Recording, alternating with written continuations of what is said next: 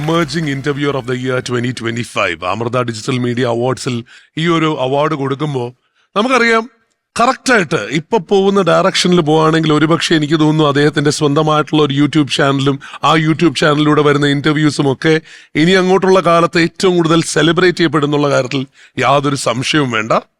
അത്തരത്തിൽ ഒരാളാണ് അദ്ദേഹം. Again A very well researched interviewer Rajneesh. ഒരാളുടെയും സ്വകാര്യതയിൽ കടന്നു കയറാതെ അറിയേണ്ട കാര്യങ്ങൾ നിറപുഞ്ചിരിയോടെ ചോദിക്കുന്ന അഭിമുഖക്കാരൻ. അഭിമുഖം ചെയ്യുന്നവർക്കിടയിലെ സൂപ്പർ സ്റ്റാർ എന്ന് സന്തോഷ് ജോർജ് കുളങ്ങര വിശേഷിപ്പിച്ച സോഷ്യൽ മീഡിയയിലെ താരം. അഭിമുഖം ചെയ്യുന്ന വിഷയങ്ങളിലെ അറിവും പ്രതിഭയും ആത്മാർത്ഥമായ സമീപനവും കൊണ്ട് ഡിജിറ്റൽ വേൾഡിലെ പുതുതലമുറ ഇങ്ങേരൊരു സംഭവം തന്നെ എന്ന് വിശേഷിപ്പിച്ച ഇന്റർവ്യൂവർ. ഹൃദയത്തിൽ നിന്നും വരുന്ന ചോദ്യങ്ങൾ കൊണ്ട് പ്രേക്ഷകരുടെ ഹൃദയത്തിലിടം നേടിയ സംസാര പ്രിയൻ. Best interviewer emerging 2025 Rajneesh VR. Everyone, please put your hands together and welcome Rajneesh VR, the emerging interviewer of the year 2025.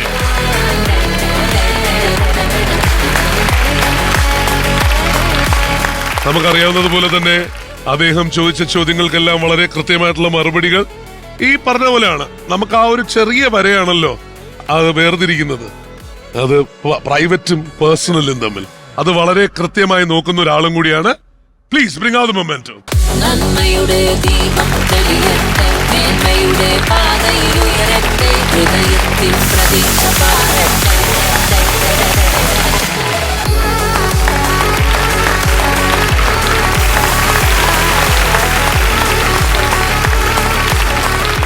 ഇവിടെ ഒരു ഇന്റർവ്യൂ ഞാനിപ്പോ പറഞ്ഞ് സെറ്റാക്കിയിട്ടുണ്ട് കേട്ടോ. അത് കമ്മിറ്റ് ചെയ്തിട്ടുണ്ട്. അമൃതയെ കുറിച്ച്, അമൃത TV ശരിക്കും ഈ ക്യാമറയിലൊക്കെ നിൽക്കുന്നവരൊക്കെ ഞങ്ങൾ ഒരുമിച്ച് വർക്ക് ചെയ്തവരാ. അതായത് തിരുവനന്തപുരത്തായിരുന്നു ഈ യൂണിറ്റ് ആദ്യം ഉണ്ടായിരുന്നത്. ആ സമയത്ത് എന്റെ കൂടെ ഉള്ളവരാണ് എല്ലാവരും. അപ്പൊ ഞാൻ തിരിച്ചിവിടെ വന്ന് നിൽക്കുമ്പോൾ എനിക്ക് ഭയങ്കര അഭിമാനമുള്ളതാണ്. കാരണം സിറ്റിസൺ ജേർണലിസം പോലൊരു പ്രോഗ്രാം അന്ന് തുടങ്ങുന്ന സമയത്ത് ഇന്ന് നമ്മൾ കാണിക്കുന്നതൊക്കെ സിറ്റിസൺ ജേർണലിസത്തിന്റെ പാർട്ടാണ് ആക്ച്വലി. പക്ഷെ അന്ന് സിറ്റിസൺ ജേർണലിസം എന്താണെന്ന് മനസ്സിലായിട്ടുണ്ടായിരുന്നില്ല.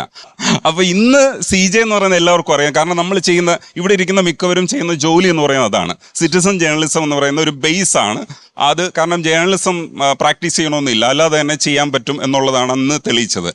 ആ വഴിയിൽ ഇന്ന് വന്നൊരു അവാർഡ് വാങ്ങിക്കുമ്പോൾ, കാരണം ആ വഴിയിൽ അന്ന് ഞാൻ നടന്നിട്ടുണ്ടായിരുന്നില്ല. പിന്നെ കോവിഡ് ആണല്ലോ മാറ്റിമറിക്കുന്നത്. ഇവിടെ വന്ന് നിൽക്കുന്ന സമയത്ത് അതേ സ്ഥലത്ത് റിവേഴ്സ് തിരിച്ചു വന്നില്ല. അതാണ് സർക്കിൾ ഓഫ് കർമ്മയാണ്. അതെ, അപ്പോ ആ നടപ്പ് നിർത്തണ്ട, ഇത് പിടിച്ച് ഒന്ന് നടക്കുക, അവിടേക്ക് ഒരു 20 അടി.